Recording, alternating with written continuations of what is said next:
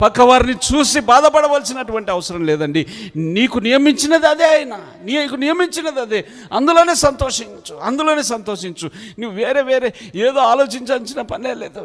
వేరే గురించి బాధపడవలసిన అవసరమే లేదు. వస్తుంది, మనిషికి ఆలోచన వస్తుంది. అభివృద్ధి చెందాలన్న ఆశ ఉండడము మంచిదే, కానీ ఆ ఆశ నిన్ను పలు విధాలుగా నడిపించకూడదు. ధనము కావాలని శాలరీ పెరగాలని ఆశ ఉండడంలో తప్పేం లేదు. ఇల్లు కట్టుకోవాలని ఆశ ఉండడం తప్పేం లేదు. బిల్డింగ్ మీద ఫ్లోర్ వేయాలని ఆశ ఉండడంలో తప్పేం లేదు. ఆ ఫ్లోర్ మీద ఫ్లోర్ వేయడానికి నేను తప్పు దారులు తొక్కేటువంటి అది తప్పు.